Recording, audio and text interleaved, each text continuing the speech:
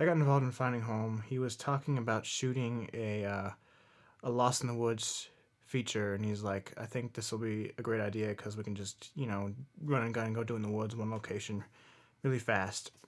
Just get a quick feature in the can. And I was like, you know, I thought, yeah, whatever, call me when you got it done. You know, because everybody talks about making movies, and Chars is one of those few guys that can actually get it done. As one of the producers, executive producers, I knew that with the short films that we've done, that we would be able to shoot this kind of in a fast way so we could get done a feature-length film in 10 days. I didn't think that we'd be able to shoot it on the camera that we were hoping that we would shoot. I didn't think that I'd be able to, you know, get all that put together.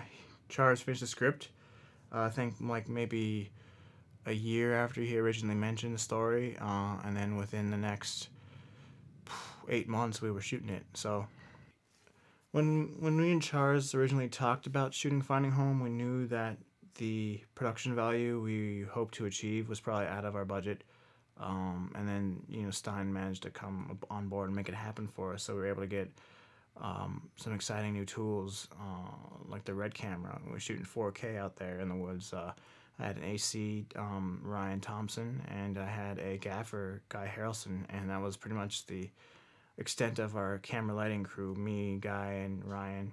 And we packed up 2 humongous 30-foot enclosed trailers full of so much stuff because I didn't know what to expect. It could rain, it could snow, it could be sunny, it could be cold, we're going to be day, it could be night, and I like to over-prepare for everything. Maybe it's the Boy Scout in me.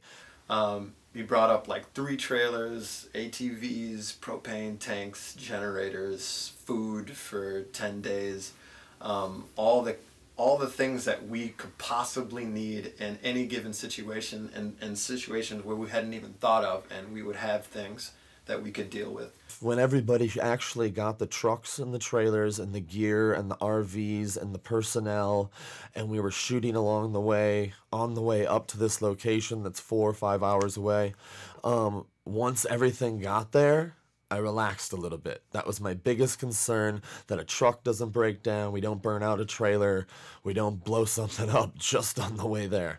Truly, as soon as we like turned into the driveway of Camp Olympia, I just felt this like magical thing happen inside of me, and it was so beautiful. And there were like 7 or 8 little cabins and like a main lodge.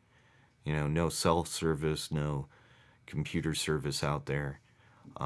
Essentially isolated for 9 days. Was so desolate and isolated that we only had to stop one time throughout the whole production for any kind of traffic, including air traffic.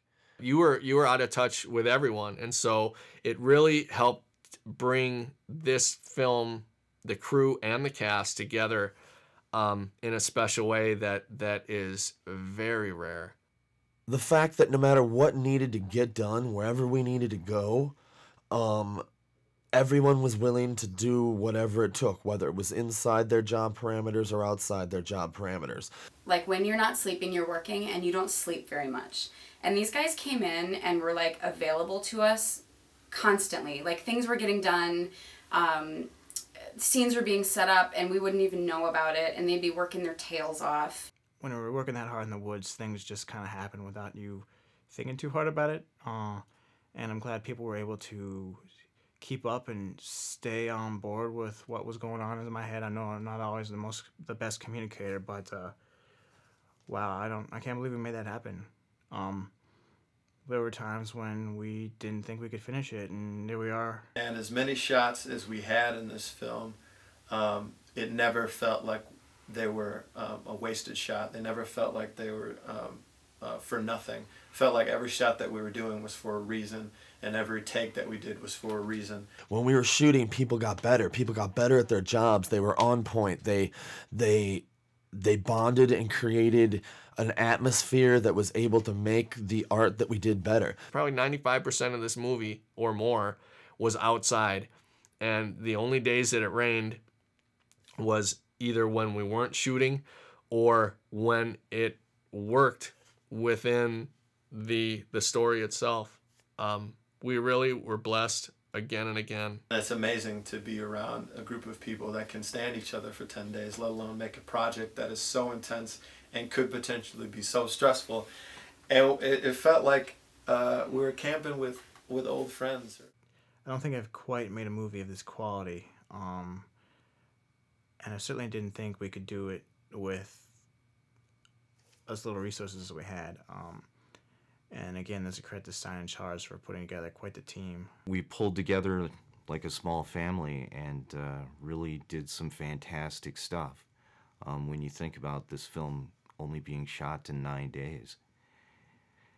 And unbelievable what we did. Yeah, with the exception of like a half-day shoot with Brian to get some pickup shots of the car for B-roll, we made this movie in pretty much 9 days straight, and we traveled home on the 10th day. So it was a pretty, wow, yeah.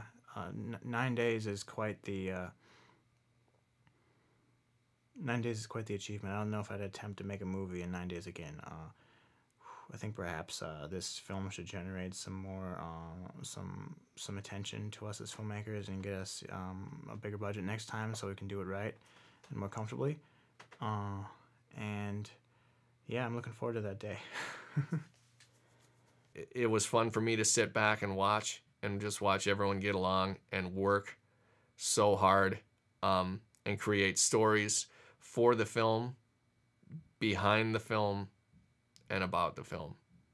And I just, the entire experience, I think for many people, just not myself, was really a blessed experience. And I think that shows up with what was captured.